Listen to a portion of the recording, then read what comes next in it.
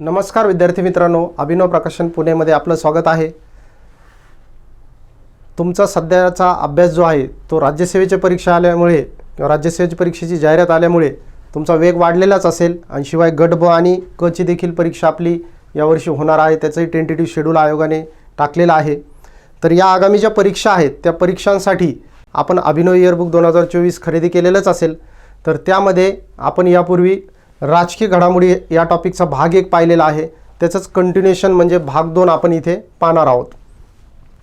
या भाग 2 मध्ये जे इश्यूज आपण पाहणार आहोत तर त्यांच्याविषयी तुम्हाला अगोदरच सूचना सांगतो की जे इयरबुक आहे तर ते इयरबुकमधला तो इश्यू जो आहे तो डिटेल व्यवस्थित वाचत चला आणि तो वाचल्यानंतर रिव्हिजन टाईपमध्ये किंवा ग्रुप डिस्कशनसाठी आपल्याला काय काय करायचं आहे तर ते इथं आपण क्रक्स स्वरूपात घेतोय। बाकीचे डिटेल इश्यू तुम्हाला तिथे वाचायचे आहेत। तिथे आपण संपूर्ण इश्यूज दिलेले आहेत, मेजर इश्यूज, मिनी इश्यूज आणि वन लाइनर अशा 3 विभागामध्ये आपण त्याचं विभाजन केलेलं आहे। आणि शेवटी तुम्हाला MCQs हे क्विजच्या स्वरूपात तिथे दिलेले आहे। QR कोड स्कॅन केला की तुम्हाला ते क्विज सोडवता येतील। पाहूया पहिला इश्यू, ब्रिटिशकालीन पहिला इश्यू पाहू, ब्रिटिशकालीन 3 फौजदारी कायद्यांचे भारतीयकरण। तर पहा, ब्रिटिशांनी आपल्यासाठी जे कायदे बनवलेले होते ते 100 पेक्षा जास्त वर्ष झाले तरी ते 3 कायदे आपल्याकडे अजूनही अस्तित्वात होते, अजूनही लागू होते आणि काळ परत्वे त्याच्यामध्ये बदल होणे अपेक्षित होतं, कारण बऱ्याचशा बाबी आत्ता स्वतंत्रोत्तर भारतामध्ये बदललेल्या आहेत, जुन्या बाबी तिथं लागू होत नव्हत्या। तर या पार्श्वभूमीवरती ऑगस्ट 2023 मध्ये भारताचे गृहमंत्री श्री अमित शाह यांनी ऑगस्ट 2023 मध्ये 3 विधेयके संसदेमध्ये मांडली आणि ज्याला लोकसभेमध्ये 20 डिसेंबरला आणि राज्यसभेमध्ये 21 डिसेंबर 2023 रोजी ती संमत झाली आणि त्याच्यावरती राष्ट्रपतींनी 25 डिसेंबर 2023ला स्वाक्षरी केलेली आहे आणि त्यांचं आता कायद्यामध्ये रूपांतर झालेलं आहे।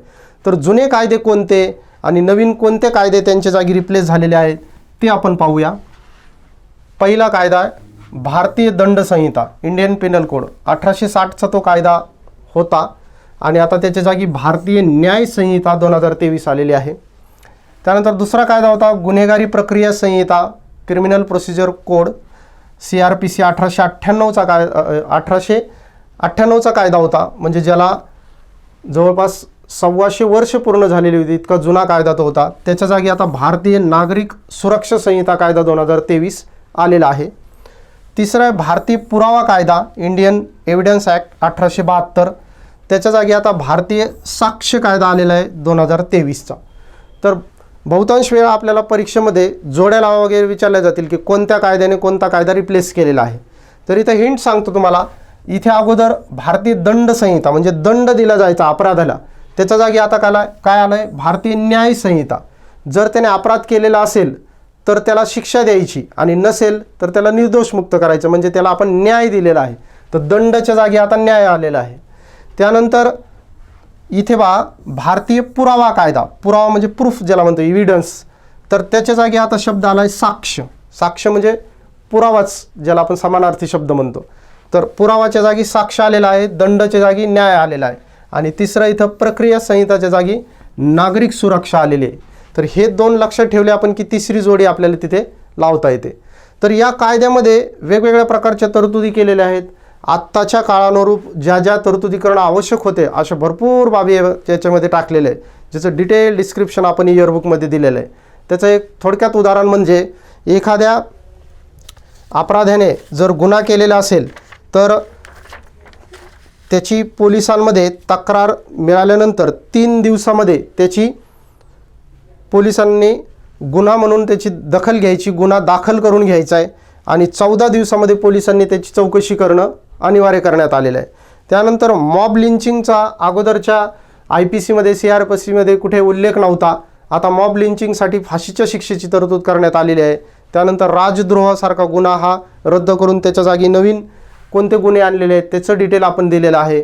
त्यानंतर इतर ज्या बाबी आहेत ज्या IPC आणि CRPCमध्ये नव्हत्या त्या पण इथे इन्क्लूड केलेल्या आहेत आणि ज्या जुन्या बाबी होत्या त्यांच्यासाठी शिक्षेची तरतूद आता कशी बदललेली आहे ते सगळं डिटेल आपण तिथे कायदा दिलेलं आहे। 3ही कायद्यांची तरतुदी जी आहेत मेजर तरतुदी ते तिथे आपण दिलेले आहेत।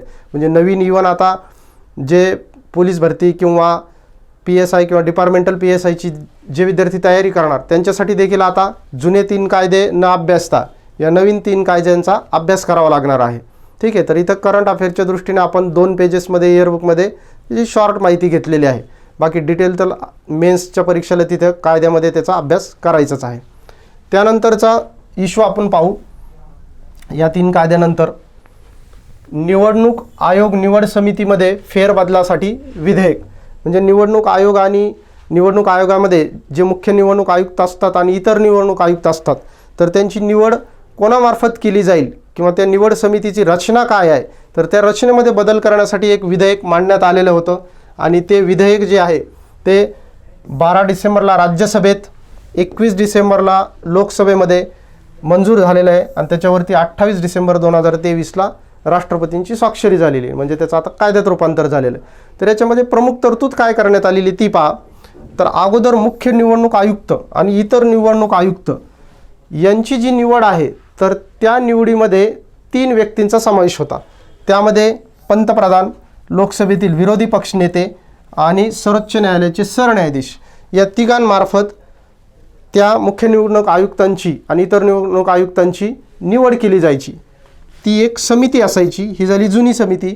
आता या कायद्यानुसार त्या नवीन समितीमध्ये पंतप्रधान, लोकसभेतील विरोधी पक्षनेते यांचा समावेश असेलच, परंतु आता सरन्यायाधीश यांच्या जागी पंतप्रधानांनी नियुक्त केलेल्या केंद्रीय मंत्री असणार आहे. म्हणजे बदल काय केला आहे फक्त की अगोदरच्या समितीमध्ये सरन्यायाधीशांचा समावेश असायचा, आत्ता सरन्यायाधीशांच्या जागी पंतप्रधानांनी नियुक्त केलेल्या मंत्र्याचा समावेश असणार आहे. हा प्रमुख बदल या कायद्याने केलेला आहे. इतरही जे मायनर बदल आहेत ते तिथे आपण व्यवस्थितरित्या दिलेले आहेत. ती इयरबुकमध्ये तुम्ही तो वाचू शकता. त्यानंतरचा इश्यू आपण पाहू. राष्ट्रवादी काँग्रेससह 3 पक्षांनी राष्ट्रीय पक्षाचा दर्जा गमावला. आता पहा, निवडणूक आयोगाचा आत्ताच आपण विधेयक पाहिलेलं आहे ज्याचं कायद्यात रूपांतर झालं आहे. आणि आत्ता निवडणूक आयोगाने एक जो निकाल दिला होता 10 एप्रिल 2023ला तर त्या निकालातील जो फेरबदल आहे त्याचा भारतीय राजकारणावरती आणि भारतीय पक्ष पद्धतीवरती भरपूर मोठ्या प्रमाणामध्ये त्याचा प्रभाव पडत आहे. तो आपण इश्यू पाहू. तर अशी जी घोषणा आहे कोणती की राष्ट्रवादी काँग्रेस पक्ष यांच्यासह 3 पक्षांचा राष्ट्रीय पक्षाचा दर्जा काढून घेण्याची जी घोषणा आहे ती घोषणा 10 एप्रिल 2023 रोजी निवडणूक आयोगाने केलेली आहे. तर त्या घोषणेचे 4 प्रमुख पॉईंट आहेत ते पाहू. काय पहिला पॉईंट असा, राष्ट्रीय पक्षाचा दर्जा बहाल. तर आम आदमी पक्षाला निवडणूक आयोगाने राष्ट्रीय पक्षाचा दर्जा बहाल केलेला आहे. कारण काय की राष्ट्रीय पक्षाचा दर्जा बहाल करण्यासाठी जे 3 निकष आहेत त्या निकषामधला तिसरा निकष हा आम आदमी पक्षाने पूर्ण केलेला आहे. तो म्हणजे दिल्ली, पंजाब, गोवा आणि गुजरात या 4 राज्यांमध्ये आम आदमी पक्षाला राज्य पक्षाचा दर्जा प्राप्त झाला होता. आणि तुम्हाला माहिती आहे की राष्ट्रीय पक्षाच्या निकषामध्ये जर एखाद्या पक्षाला 4 राज्यामध्ये राज्य पक्षाचा दर्जा मिळाला तर त्याला राष्ट्रीय पक्षाचा दर्जा दिला जातो. याच पार्श्वभूमीवर आम आदमी पक्षाला राष्ट्रीय पक्षाचा दर्जा बहाल करण्यात आला. शिवाय राष्ट्रीय पक्षाचा दर्जा गमावलेले पक्ष म्हणजे 4 पेक्षा कमी राज्यांमध्ये आले किंवा इतर 2 निकष पूर्ण केले नाही तर त्यांचा राष्ट्रीय पक्षाचा दर्जा काढून घेतला जातो. तर असं निवडणूक आयोगाने 3 पक्षांचा राष्ट्रीय पक्षाचा दर्जा काढून घेतला. त्यामध्ये राष्ट्रवादी काँग्रेस पक्ष, अखिल भारतीय तृणमूल काँग्रेस पक्ष पश्चिम बंगालमधला आणि भारतीय कम्युनिस्ट पक्ष CPI communist party of India या 3 पक्षांचा समावेश आहे.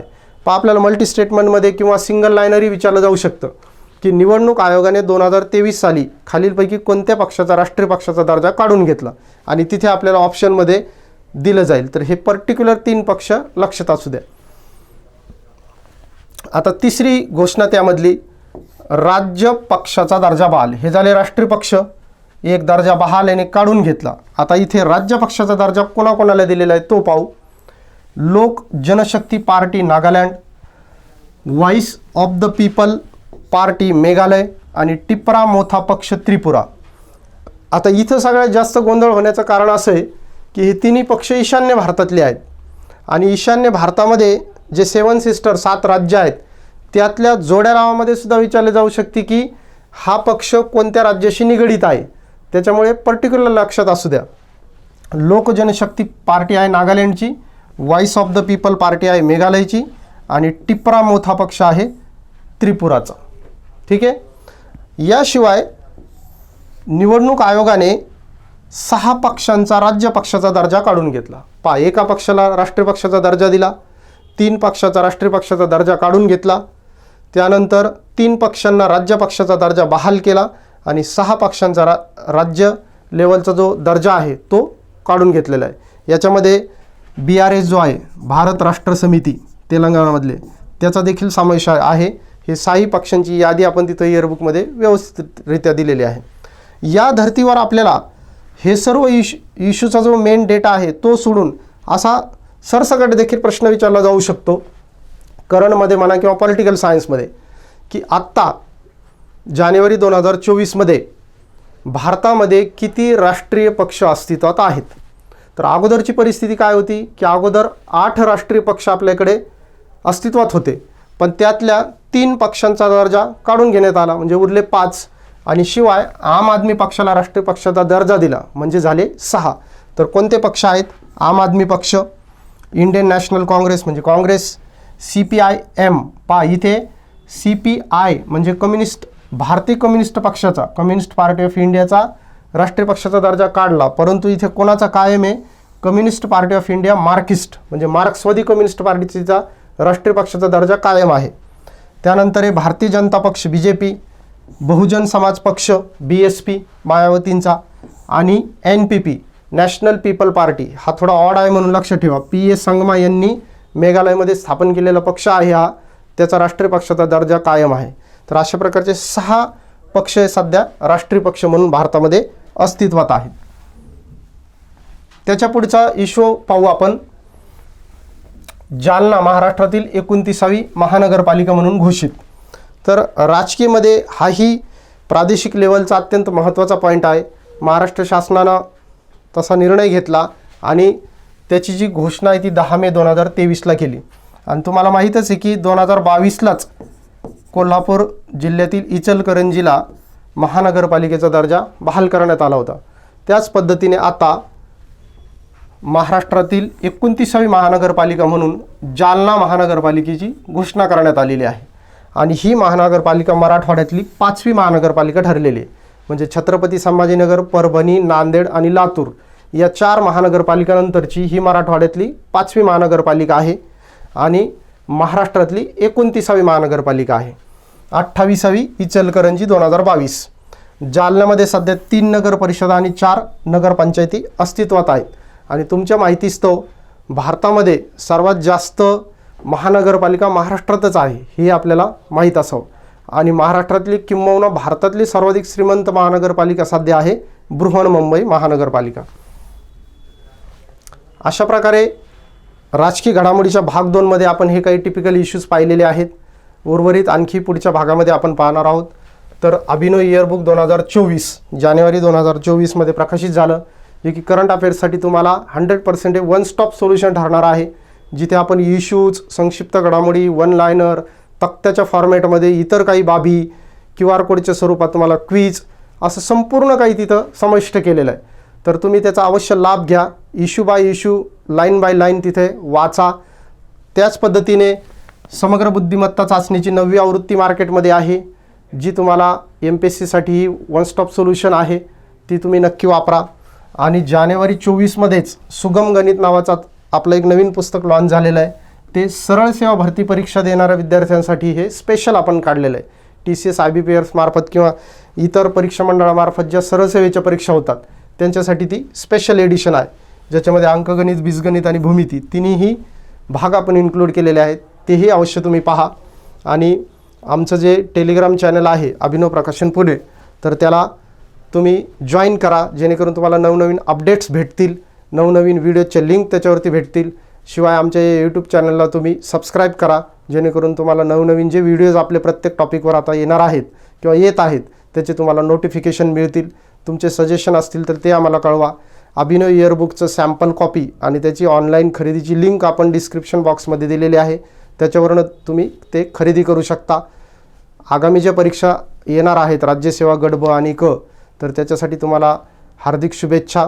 आणि याच पद्धतीने इतरही टॉपिकचे आपण व्हिडिओ पुढच्या भागामध्ये पाहणार आहोत. तोपर्यंत सर्वांना all the best. Thank you so much.